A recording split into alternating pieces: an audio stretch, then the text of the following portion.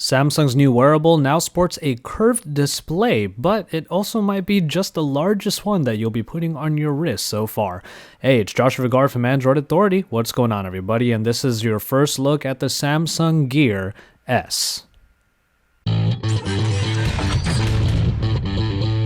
This new smartwatch by Samsung not only sports a curved display and might be one of the largest smartwatches that we've seen to date, it is also able to take a nano SIM in the back, which we'll touch upon later, but ultimately it allows the Gear S to be a standalone device without needing to be tethered to a smartphone. What you've seen here already is the clasp system for the band that takes a page out of the original Gear smartwatches, but being able to change the bands actually takes a page out of the Gear Fits book. And you're going to see in a second here how I'm going to change the band, especially by taking the unit out of the band completely, like right here. And you can see that that's much like the Gear Fit, which then you'll be able to put into other bands. We saw one that was slender and one that was a lot wider to better contour to the kind of size that this actual unit has.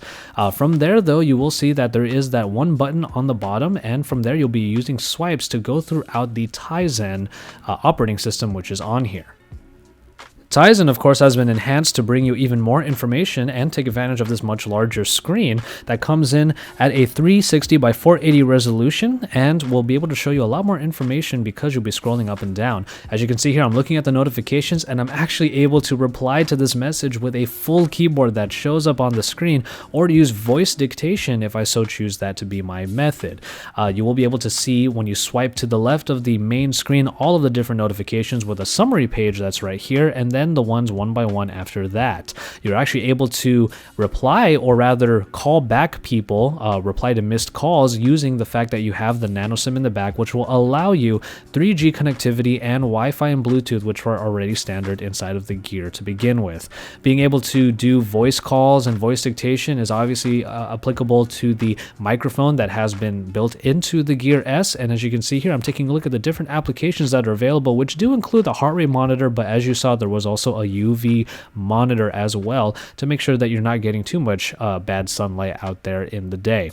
Diving a little bit deeper into the settings, you can see all of the different widgets that you can put onto the screen of the watch, and this is one of them right here. You are only able to have 5 at a time, but you still are able to get pretty much everything you need, especially with this summary page, which will allow you to open a bunch at once. So here's a look at the nano SIM slot that is on the back. Now, we're not too sure what it's supposed to look like, especially in the American market, if you're going to be changing your SIM from your smartphone to your watch, but we imagine that with American carriers being the way that they are, they're going to have separate plans, not only for your smartphone but also for your smartwatch, and it'll probably be treated much like tablets are in various carriers around the states at this moment. But we're going to get a better look at the Gear S as time goes on, so stay tuned for all of that coverage and for the rest of the releases that Samsung has in store for you here at IFA in Berlin. We are your source for all things